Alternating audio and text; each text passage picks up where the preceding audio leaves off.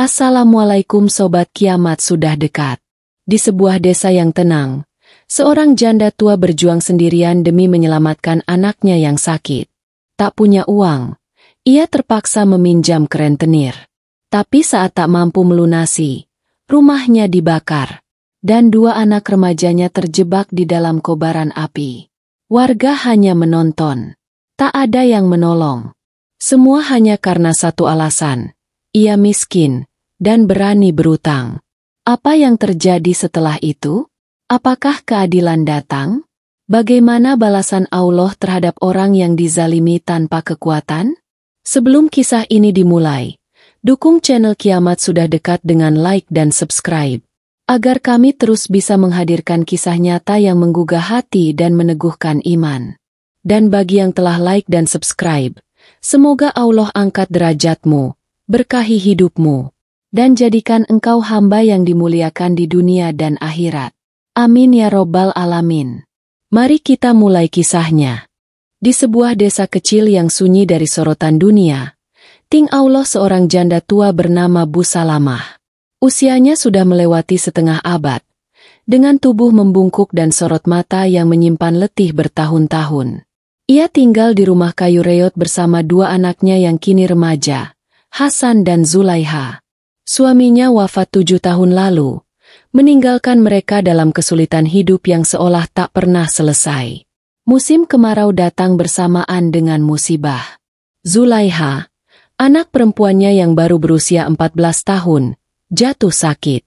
Demam tinggi yang tak kunjung turun. Tubuhnya menggigil meski siang membakar tanah. Bu Salamah tahu, ia harus membawa Zulaiha ke puskesmas dan membeli obat. Tapi tabungannya hanya sisa receh di kaleng bekas roti. Ia mengadu ke tetangga, memohon pinjaman. Tapi jawaban mereka seragam. Maaf, Bu, kami pun sedang susah. Dunia terasa menutup pintu rapat-rapat. Akhirnya, Bu Salamah mendatangi satu pintu yang paling ia hindari. Rumah Pak Johar, seorang rentenir yang dikenal kejam dan tak berperasaan. Lelaki itu tinggal di rumah megah dengan pagar besi dan sepatu mahal. Tapi hatinya keras seperti batu. Bu Salamah memohon dengan suara parau. Saya butuh uang untuk beli obat anak, Pak. Saya akan bayar semampu saya. Pak Johar memandangnya dari balik kacamata hitam, lalu menjawab dengan senyum sinis. 200.000, bunga 100.000. Kembalikan minggu depan. Tanpa pilihan lain, Bu Salamah menyanggupi. Ia menerima lembaran uang itu dengan tangan gemetar. Obat dibeli. Zulaiha perlahan membaik. Tapi hutang membesar seperti api dalam jerami kering. Seminggu berlalu. Bu Salamah belum mampu membayar. Ia bekerja mencuci pakaian warga. Tapi penghasilannya tak cukup menutup bunga yang terus bertambah. Ia datang kembali ke rumah Pak Johar. Kali ini dengan sebagian uang. Ini baru separuh, Pak. Beri saya waktu sedikit lagi. Namun wajah Pak Johar mengeras. Waktu habis. Bu, kalau tak bisa bayar, rumah ini saya ambil. Bu Salamah menunduk. Hatinya berdoa. Ya Allah, aku hanya ingin menyembuhkan anakku. Jangan biarkan kami dibinasakan karena tak mampu membayar. Namun dunia tak menunggu. 2 hari kemudian, di malam yang gelap dan angin yang menusuk, suara gaduh terdengar di depan rumah Bu Salamah. Sekelompok orang bertopeng datang membawa obor dan jeriken bensin. Hasan yang mendengar ribut keluar dan teriak. Ada apa ini? Seorang dari mereka mendorong Hasan ke tanah dan berkata dingin. Rumah ini sudah jatuh tempo. Tanpa banyak kata, mereka menyiram bensin di dinding kayu dan melemparkan api. Dalam hitungan detik, si jago merah melahap rumah itu. Zulaiha berteriak histeris dari dalam. Hasan bangkit, mencoba menerobos api, tapi tubuhnya didorong kembali. Bu Salamah berlari dari belakang rumah sambil memanggil nama anak-anaknya. Api berkobar seperti murka yang tak terbendung. Jerit 2 remaja terdengar sebelum akhirnya sunyi menelan semuanya. Bu Salamah tak sadarkan diri di tanah berlumpur. Pagi harinya, warga menemukan tubuhnya menggigil. Rumahnya hangus, anak-anaknya hilang dalam api. Tapi yang lebih mengerikan bukan itu. Keesokan malam, kampung itu diselimuti hawa aneh. Angin panas berhembus dari arah timur, dan suara tangis terdengar dari puing-puing rumah Bu Salamah. Seekor anjing menyalak tanpa henti, lalu lari terbirit-birit seolah melihat sesuatu yang tak kasat mata. Sebagian warga mulai bisik-bisik, "Jangan-jangan, Allah murka." Tapi itu baru awal. Pagi itu, kabut turun lebih tebal dari biasanya. Suasana desa Sukaendah terasa ganjil, sepi bukan karena hening, tapi karena takut. Rumah Bu Salamah yang hangus terbakar semalam menjadi pusat bisik-bisik warga. Sisa kayu arang masih mengepul. Bau gosong bercampur dengan anyir yang tak bisa dijelaskan. Di antara puing itu, berdiri Bu Salamah, tak berbicara sepatah kata pun, hanya menatap ke dalam abu dengan mata kosong. Dua anaknya, Hasan dan Zulaiha, dinyatakan hilang. Tidak ada jenazah ditemukan. Tapi tetangga mendengar jeritan mereka yang terpanggang di dalam. Ada yang bilang, tubuh mereka telah jadi abu. Ada pula yang percaya, anak-anak itu disembunyikan malaikat sebagai saksi kezaliman. Pak Johar, sang rentenir, sama sekali tidak menunjukkan rasa bersalah. Ia malah berkata lantang, "Saya hanya menagih hak saya. Kalau tidak mau bayar, itu konsekuensinya." Kata-kata itu membuat darah mendidih bagi sebagian warga, tapi mereka diam, takut dan merasa tak berdaya. Namun sejak malam kebakaran itu, hal-hal aneh mulai terjadi. Rumah Pak Johar tiba-tiba dipenuhi lalat hitam. Istrinya mendadak sakit tanpa sebab, menggigil sepanjang malam walau tubuhnya panas. Anaknya yang berusia 6 tahun, bermimpi buruk setiap malam, menggambar api dan wajah anak-anak menangis dalam kertas-kertas kosong. "Abah, ada yang terbakar di kamar," katanya suatu malam. Tapi ketika kamar diperiksa, tak ada apa-apa. Beberapa warga yang ikut membakar rumah Bu Salamah pun mengalami gangguan. Salah satunya adalah Tono, pemuda yang biasanya keras dan tak punya empati. Ia mulai bicara sendiri, duduk di bawah pohon pisang dan menangis memeluk lutut.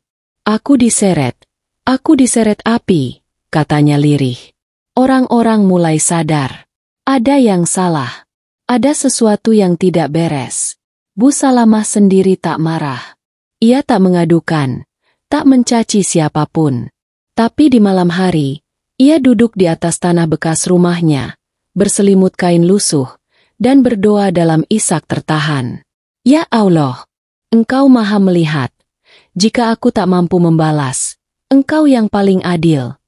Doa itu naik ke langit yang malam itu tak punya bintang. Dan seakan langit menjawab, keesokan harinya, Pak Johar mengalami kecelakaan. Mobil barunya menabrak tiang listrik di tikungan tajam. Ia selamat, tapi kehilangan sebelah kakinya. Ironisnya, kecelakaan itu terjadi di depan tanah bekas rumah Bu Salamah. Desa geger. Ada yang bilang itu kebetulan.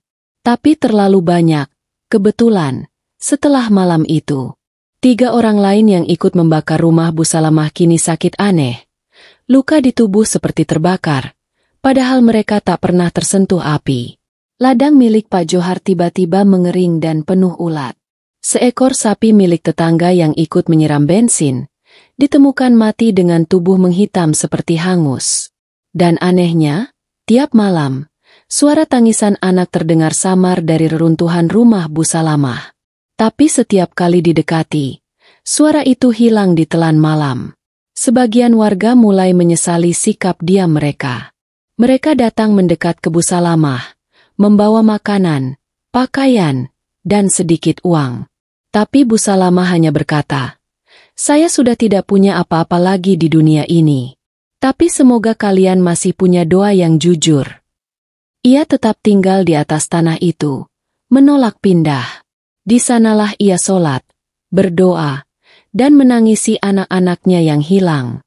Namun malam-malam selanjutnya akan menunjukkan bahwa api yang membakar rumah itu bukan sekadar api dunia, tapi juga azab yang baru saja dimulai. Waktu berjalan, tapi malam di desa Sukaendah seperti membeku. Tak ada tawa anak-anak yang biasanya berseliweran. Tak ada riuh suara petani membajak sawah di pagi hari. Semua orang seolah berjalan dengan bisik-bisik di kepala mereka sendiri. Sejak rumah Bu Salamah dibakar dan 2 anaknya hilang dalam kobaran, desa itu tak pernah tenang lagi. Pak Johar kini duduk di kursi roda. Kakinya diamputasi. Tapi bukan itu yang membuat wajahnya semakin pucat hari demi hari. Ia dihantui mimpi yang sama tiap malam. 2 anak remaja menatapnya dari dalam api.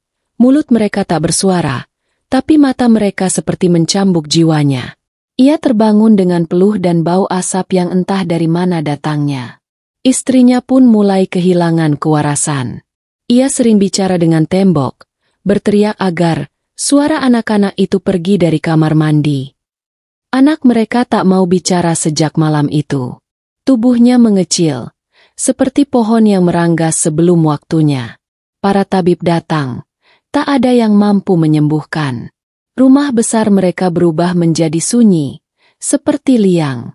Sementara itu, 3 warga desa yang ikut membakar rumah Bu Salamah mulai satu persatu, dicambuk oleh sesuatu yang tak terlihat.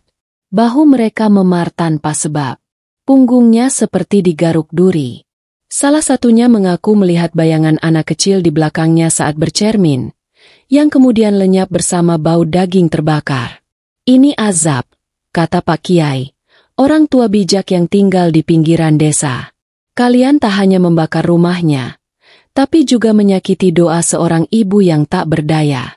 Ketahuilah, tangis janda dan jerit anak yatim, jika tak diangkat manusia, akan diangkat Allah. Dan balasannya, lebih panas dari api dunia. Bu Salamah tetap tinggal di gubuk kecil yang dibuat warga dari bekas puing rumah lamanya. Ia tak banyak bicara, hanya terlihat duduk setelah sholat malam, memandang langit yang sunyi. Suatu malam, seorang warga desa bermimpi.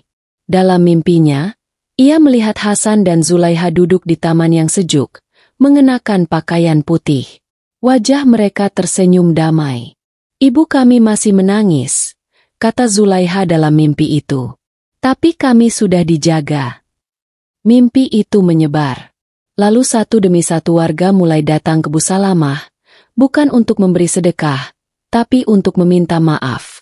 Mereka menangis di hadapannya. Ada yang bersujud memeluk lututnya. Ada yang hanya mampu berdiri kaku dengan mata merah. Tapi Bu Salamah, dengan suara lirih yang menggigil, hanya berkata, "Saya sudah memaafkan. Tapi saya tidak bisa memaksa Allah melakukan hal yang sama." Hari-hari di desa itu tak pernah sama. Panen tak lagi semeriah dulu. Hujan datang dengan angin aneh, menggugurkan daun sebelum waktunya. Burung-burung tak lagi bersarang di pohon-pohon sekitar rumah Bu Salamah. Yang tersisa adalah sunyi, dan ingatan tentang jerit anak-anak yang ditelan api, disebabkan oleh dosa yang dilapisi bunga-bunga utang. Tapi azab belum selesai. Karena keadilan Allah bukan sekadar petir yang menyambar. Ia bisa berupa hidup, yang perlahan dilucuti. 3 minggu berlalu sejak kebakaran itu. Desa Sukaendah berubah menjadi tanah yang dingin meski matahari bersinar. Tak ada lagi nyanyian dari ladang. Tak terdengar suara tukang becak bernyanyi di pagi hari. Semua menunduk pada sesuatu yang tak kasat mata. Rasa bersalah yang menggantung di setiap atap rumah. Namun, bagi Pak Johar, semuanya jauh lebih buruk. Hari demi hari, ia seperti diseret ke dalam lorong gelap yang tak berujung. Di rumah besarnya yang dahulu penuh kemewahan, kini tak ada suara selain jerit istrinya yang mulai kerasukan, dan anaknya yang duduk diam memeluk bantal, tak lagi mengenali siapapun. Ia pernah mencoba memanggil ustaz dari kota. Tapi saat ustaz itu menginjakkan kaki di rumahnya, ia terdiam di depan pintu.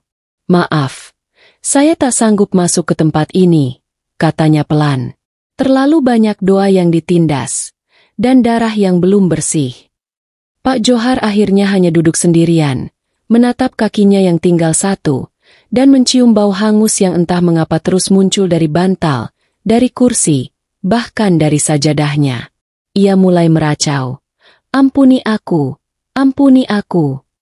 Warga mulai percaya bahwa rumah Pak Johar telah menjadi tempat turun murka. Malam-malam mereka dihantui suara derak kayu terbakar dari arah rumah itu.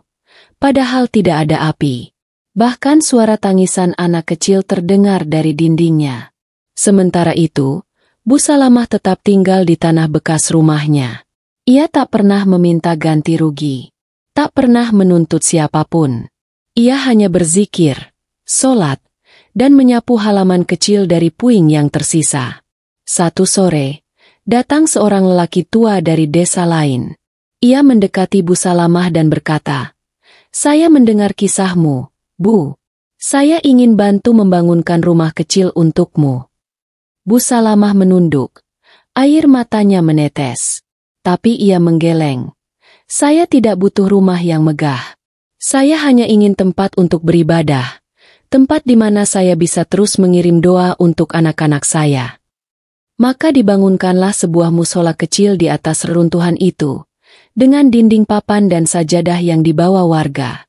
Musola itu diberi nama Darul Syafaat, tempat harapan dan syafaat.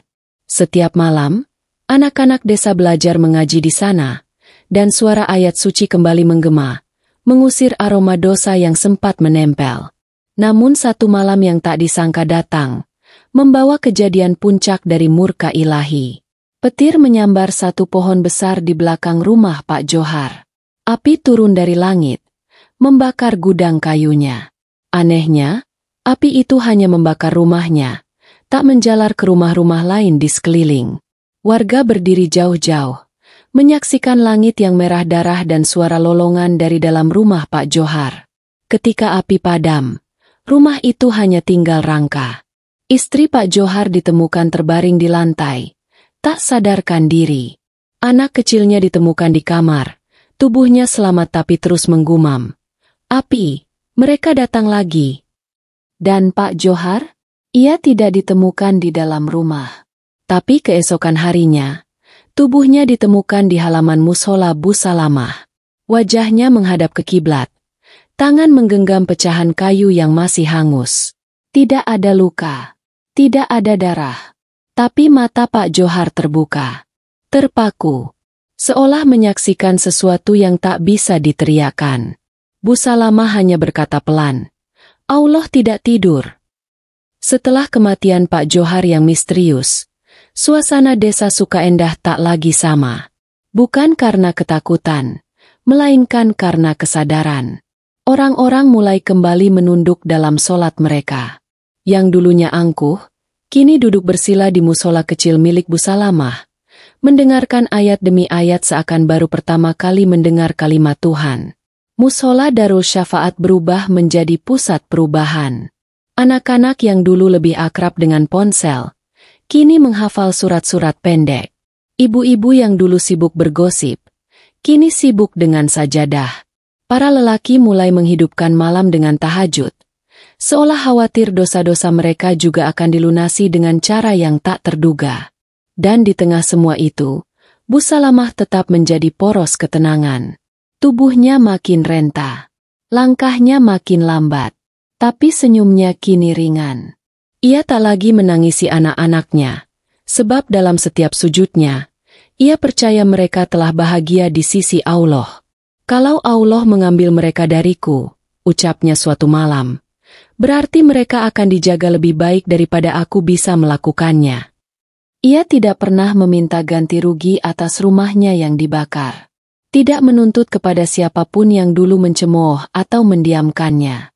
Sebaliknya, ia membalas mereka dengan ajakan ke musola, dengan air minum untuk siapa saja yang singgah, dan dengan doa dalam setiap malam. Sampai suatu hari, datang dua pemuda dari kota. Wajah mereka mirip sekali dengan Hasan dan Zulaiha. Ternyata mereka adalah saudara jauh dari suaminya yang dulu tak tahu kabar tentang Bu Salamah. Mereka datang membawa kabar baik. Mereka ingin membawa Bu Salamah tinggal bersama mereka di kota, di rumah yang lebih layak. Namun Bu Salamah menolak. "Rumahku sudah ada di sini," katanya sambil menunjuk ke arah musola kecil itu. "Tempat ini yang menyelamatkan banyak jiwa, bukan hanya milikku." Tapi para pemuda itu tak pergi sia-sia. Mereka membangunkan satu rumah kayu sederhana di samping musola, agar Bu Salamah bisa tinggal lebih nyaman. Hari-hari berlalu, dan desa Sukaendah perlahan menjadi desa yang lain. Bukan karena pembangunan, bukan karena bantuan pemerintah, tapi karena satu tragedi yang membakar kesombongan, dan satu perempuan tua yang tak pernah membalas kejahatan dengan murka, hanya dengan doa. Pada malam ke-40 sejak rumah itu dibakar, mimpi kembali datang kepada beberapa warga. Dalam mimpi itu, Hasan dan Zulaiha tersenyum di balik cahaya, berkata, "Kami bahagia, Bu. Terima kasih karena tak pernah berhenti mendoakan." Bu Salamah terbangun dari tidurnya dengan mata basah. Ia sujud dalam sunyi. Dan malam itu, angin berhembus lembut seperti pelukan dari langit. Kisah ini bukan sekadar tentang api yang membakar kayu, tapi tentang panasnya fitnah dan bunga riba yang mematikan. Bukan tentang satu janda yang dihancurkan, tapi tentang bagaimana Allah membangun kembali jiwa-jiwa melalui luka yang dalam. Dan ketika manusia lupa pada keadilan, Allah tak pernah diam.